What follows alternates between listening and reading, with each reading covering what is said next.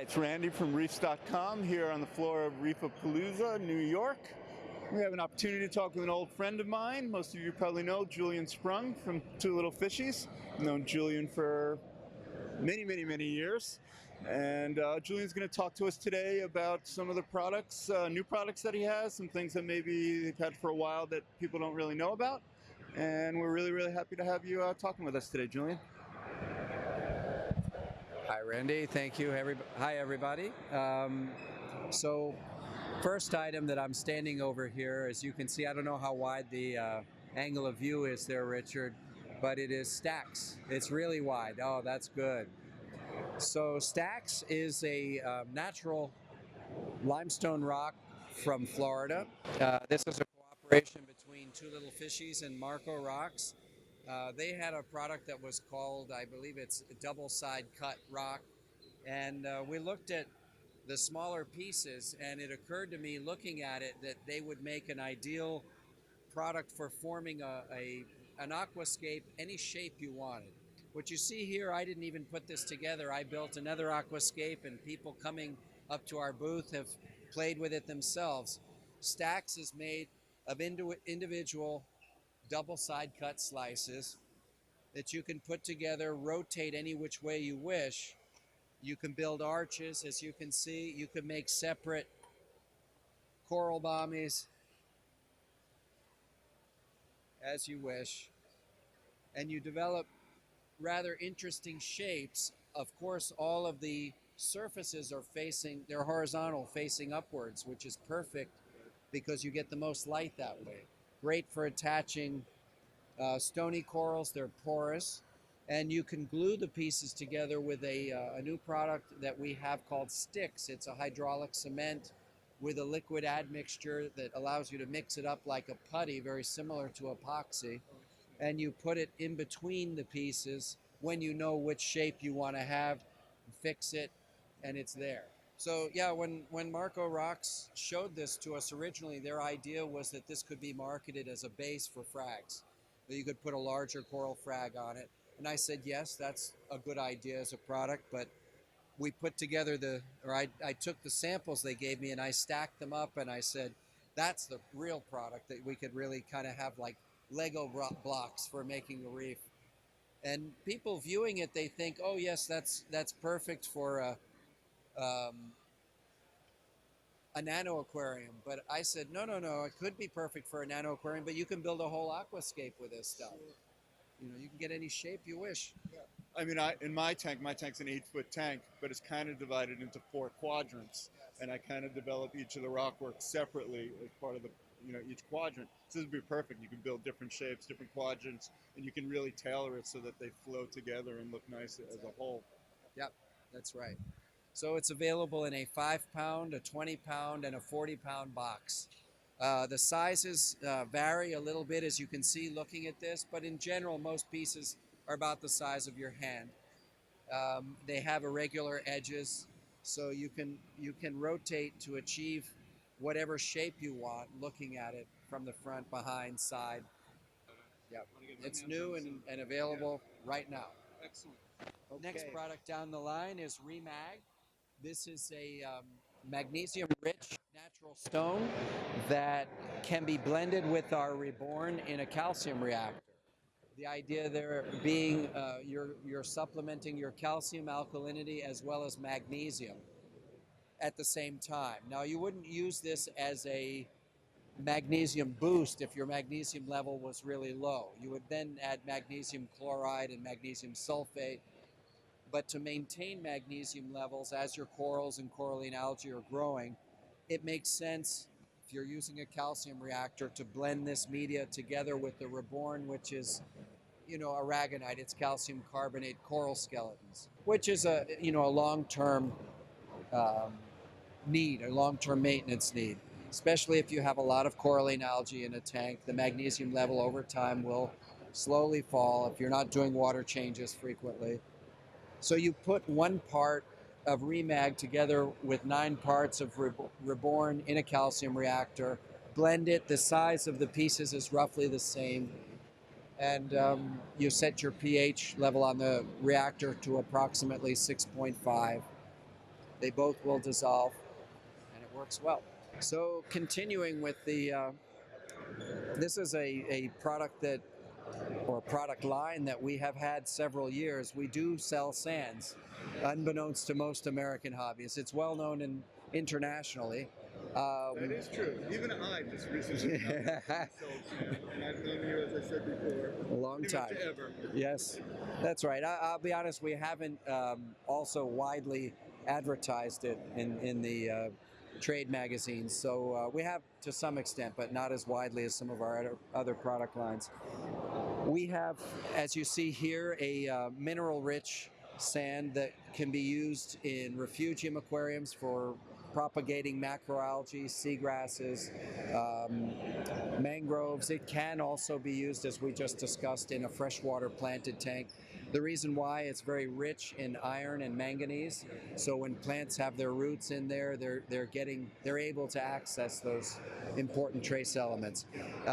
Very pretty too. Yeah, it is beautiful.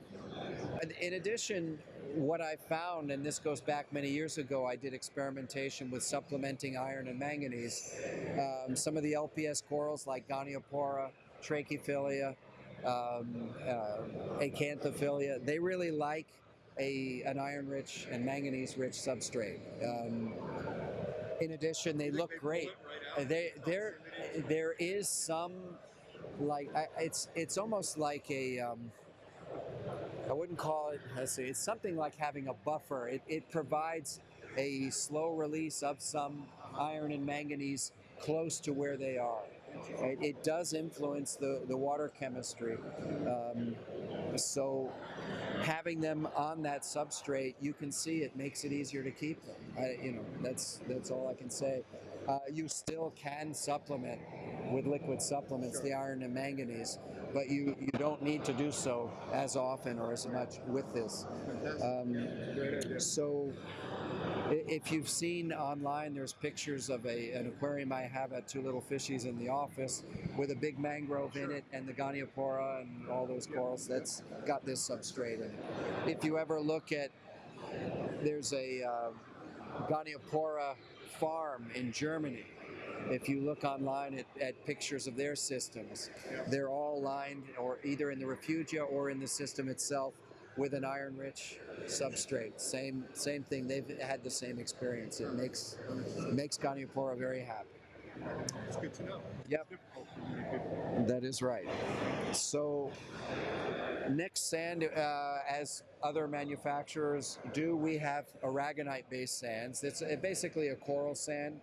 Ours is very clean.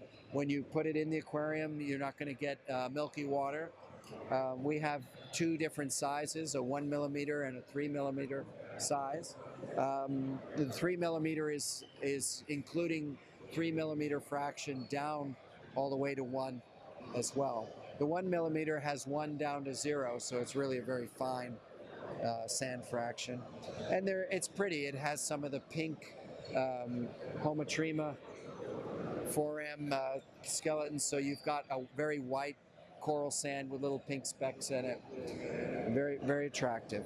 I was just simply going to say, Julian is known for many, many things, but he's also, one of the things he's known for is kind of his iconic aquarium that has mangroves growing in it. Pictures of it, books online, and you keep many types of aquariums, but I think a lot of people know you for that tank. So I see you have a mangrove here. That's right. What's going on? Well, what's going on is that, over the years I've been promoting the idea of keeping mangroves in aquariums, and I've noticed that as people take a look at some of the pictures and videos showing the aquariums I have with larger mangroves, I've been getting inquiries for the bigger trees. And so over the years I have been growing mangroves and developing larger trees that could be available, figuring, let me plant the seed, so to speak, and what will happen years down the road when the hobby matures to a point where they realize that, hey, this is really a great thing, not just Julian Sprung's thing. Right. To make this more mainstream, having an aquarium where a tree is growing out of it and using it both for the aesthetic effect and the filtration. You know, there's Sort of mimics kind of a freshwater aesthetic. Yeah, that is. It mimics a freshwater aesthetic. A lot of people love to have greenery in their house, you know, house plants. The difference, of course, is for a larger tree like this, you do need to illuminate it. It could survive on ambient light, but if you want to use it for, you know, maintaining lower nutrient levels and have the plant become lush like this, it needs a pendant, a spotlight on it. Nowadays, well, it could be a halide, or you could use some of the PAR 38 type LEDs, or even some of the LED pendant fixtures would work on it. You can make a really spectacular display. Yes, you could. And fish population. That's right. Low water level, the fish swim among the roots. You can put substrate, some of the sand in there, but you don't need to fill the aquarium with sand. It only needs just a little bit, and the fish will live in that habitat. That's the aquascape. There are kind of LPS corals. You could. Right. Mandarin fish. When you have a dense root ball like that, it promotes the development of copepods, amphipods, worms, all sorts of creatures that mandarin fish will feed on, and you never need to feed them. You can put seahorses in there. They will run out of food. You do need to feed those. Yes, absolutely. But it's a habitat they're accustomed to living on. They hook onto the roots. Fantastic. So, yep, Actually, that's it. I think a lot of people would enjoy that kind of system. Yes, right. That's it. There you are. All right. Well, thank you very much, Julian. It's always a pleasure to talk to you. And please look for this interview on Reefs.com. Coming soon. Thanks a lot.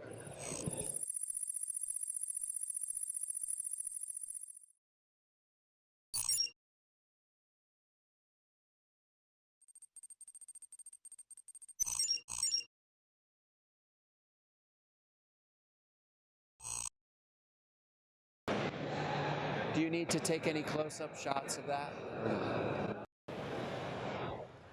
Are you ready, Richard? We are ready.